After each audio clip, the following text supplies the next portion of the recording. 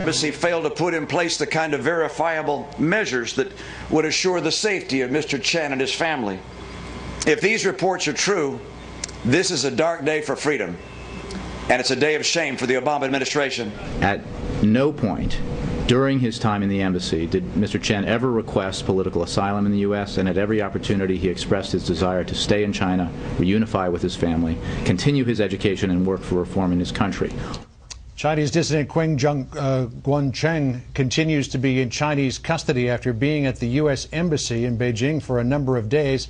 His fate now uncertain. Let's bring in our panel to talk about this. Bill Kristol, editor of the Weekly Standard, Kirsten Powers, columnist for the Daily Beast, and syndicated columnist Charles Krauthammer. Kirsten, let's start with you. Let's get your take on all of this. Chen says that he was let down by the United States, that he was abandoned. Was he let down? Was he abandoned? Well, you have two different stories coming out, but the story that he has given, and he's given some extensive interviews, is that he feels he was lied to, that while he did want to leave the embassy, he didn't have all of the information that he got, basically that his wife's and children's lives were in danger. He had the expectation that the embassy would stay with him.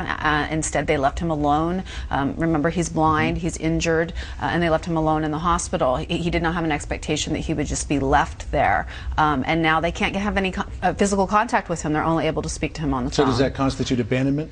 It does, and it is a dark day if they aren't able to fix this, because I spoke to a lot of activists today. I wrote a column about this, and there was a real expectation, as there should be, that the U.S. is a beacon of hope. If you can get to the U.S. Embassy, you're safe, and that there's a real expectation of that. The U.S. has helped other Chinese dissidents in the past in similar situations. Charles, you were very outspoken about this yesterday. How are you feeling about it tonight?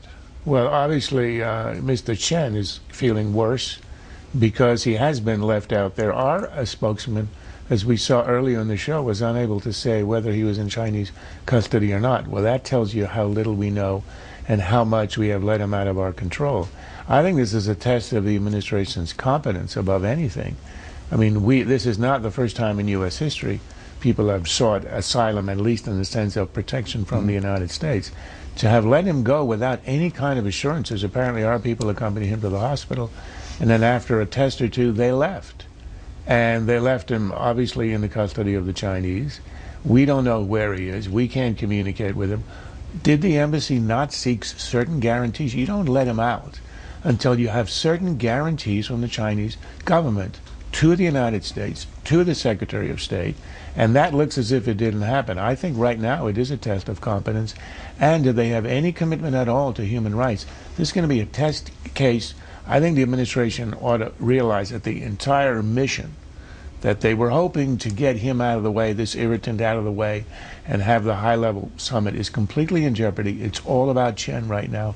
It isn't about bilateral negotiations. You know, that was a suggestion from Mitt Romney today, as he was very critical of this administration, suggesting that they urged him to stay in China so that they could kind of clear the decks, Bill, for these meetings with Hillary Clinton and Chinese officials and Tim Geithner and Chinese officials. What did you think of what Governor Romney said today?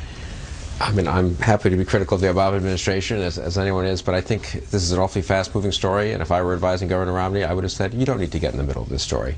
If this turns out badly, and I'm very afraid it will, and it will be a terrible thing, it will turn out badly. People will know it turned out badly. It will be an indictment of the Obama administration, and Governor Romney can say, after Secretary Clinton flies out 13 hours from now from Beijing, if it happens this way, with Mr. Chen in Chinese custody, with no agreement being adhered to by the Chinese government, Governor Romney can say, I'm afraid this has gone very bad. This is really an indictment of the Obama administration. To inject yourself into the middle of it this way, though, when there are all kinds of negotiations going on and a fast-moving target, I think is foolish. He still has not. They're trying to transition from a primary campaign mode to a general election mode. In a primary campaign mode, Santorum says something stupid, the Ohio primary vote is in 5 days, hit him right now. There's no need to butt into a fast-moving story when the Secretary of State is in Beijing in delicate negotiations and say it's a day of shame for the Obama administration. Hillary Clinton's waking up right now. Let's see if she can pull this off in the next 12 hours or not. She didn't mention him by name, but she did sort of obliquely speak to this in her meeting with Chinese officials earlier today. Let's listen to what Hillary Clinton said in Beijing. We believe that all governments do have to answer to citizens' aspirations for dignity and the rule of law, and that no nation can or should deny those rights.